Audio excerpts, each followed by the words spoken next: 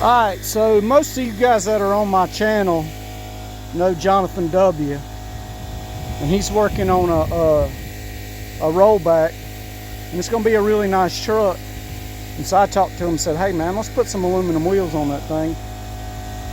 So I had two 22.5 aluminum wheels that I had bought. I had meant to buy 24.5s, and the guy I bought them from said they were 24.5s. I picked them out out of a whole stack of wheels because they had the prettiest side was the other side, the opposite of this side right here. And the inside here, the wide side, is where the stamping is for the size and everything. And so because they were fronts, the backside was nasty as crap and you couldn't read it. And so I bought the wheels and got them home and realized after I started working on them that they were 22.5s, but I ran them on my truck for about a year anyway. So they're already polished. So I told Jonathan I already had two fronts polished. So I picked these two wheels up. They come off an old fire truck. And right now I've just hit them with some mag wheel cleaner, Alumabrite, whatever you want to call it, basically acid. And then knocked the road tar out of it, little chunks of road tar out of it. And so now I'm just hit it real quick with a Brillo pad to see what it looks like, and then we're probably gonna have to hit it with a little bit of sandpaper to knock some of these bad places off of it, and then we'll work up in grits until we get it where we want it, and then we'll polish it. So here's the first little. This is just a SOS Brillo pad, whatever, a soap steel wool, and it's getting some of the grime off. This is the one that hasn't been hit yet, so this is just the beginning step, and then we'll come back and there's a couple little nicks and scuffs that we need to hit with some really coarse sandpaper, and then we'll probably start with a 220 or a 400 and then just work your way up. You guys that have watched my channel before know this. You guys that are new to my channel, the key is to start coarse enough, because if you get scared and don't start coarse enough, and then as you go up through the steps, you're not going to get the result you want, because you didn't get the first stages done good, and then you'll have to go backwards. So you'll spend a lot of time in the real fine grits, and then have to come back and hit the coarse grits again and knock off the stuff and get it to where you want it to look. So that's kind of where we're at. But I'm gonna break off of this for a minute and get back on my truck, and we'll come back to this later. But you can tell, I mean, these wheels will look like chrome when I get done with them. So, all right, that's what we got for now. So we're out here today. We got this chassis moved up out the mud hole it was in yesterday, and it's windy as I don't know what, so I hope the wind noise is not messing us up here. But like I showed you yesterday, we got the headers on, got the fuel pump on, got distributor in. I went and got the thermostat housing off the factory intake. I've got the vacuum hookup here for the power brakes and the modulator valve on the transmission. I got it, I just sprayed it so it's drying.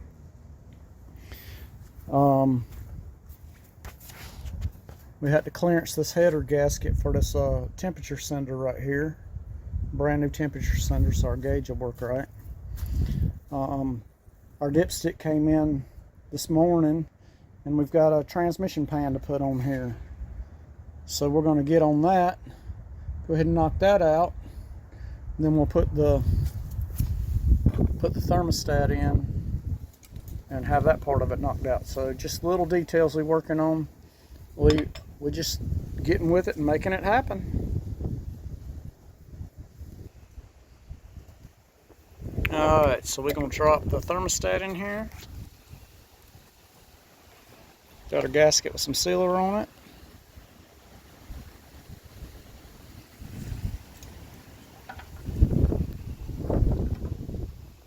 Then we got the thermostat housing. Got some sealer on it and a little bit on the threads so they don't weep up the threads on us.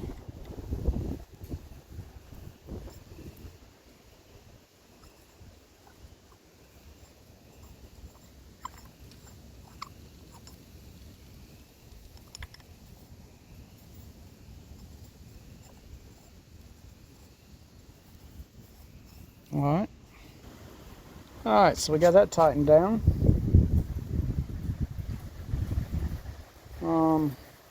Guess we'll go get the starter and put it on. Alright, so we got our new starter. It is new, it just, the box got wet and so it looks a little rough, but it's brand new.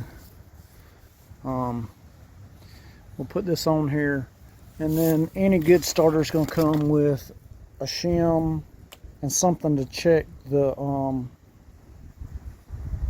distance from the flex plate to make sure that your clearance is right so you don't eat starters up. So we'll put that on and check that clearance and everything.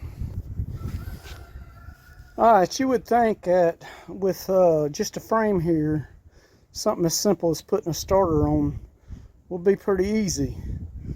But the way these headers are bent, even taking the transmission cooling lines loose, I had to take the header off. So we're going to get up under here, I think, and go ahead and put the torque converter bolts in this thing before we tighten this starter up to make sure that we can get to everything so we ain't moving backwards. So we're going to get on that right quick. Alright, so we got the starter on, and so we moving right along here. We'll have her in a little bit.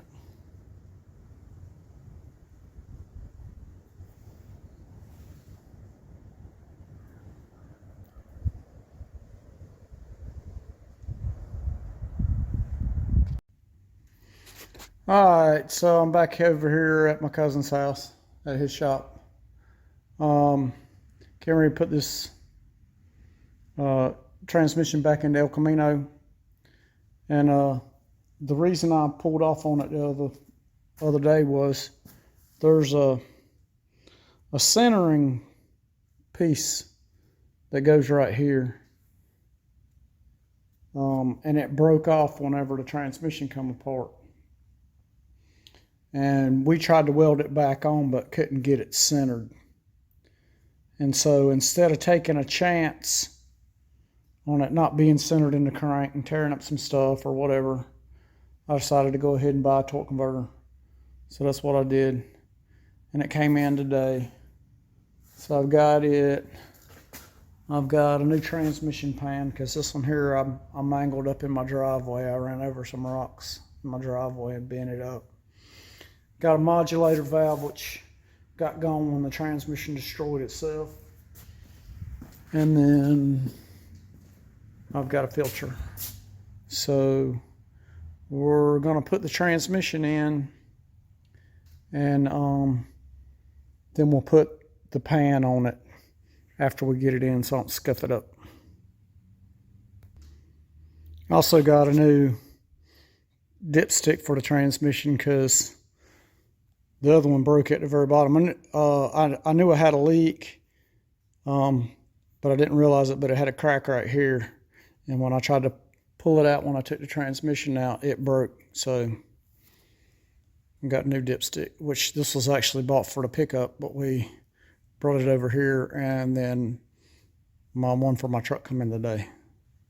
So, but we're over here to put this in. All right, so here's the piece I was talking about. And it goes on like this, but if you look, it doesn't matter how you turn it, it is not centered. So I'm That's offset as I don't know what.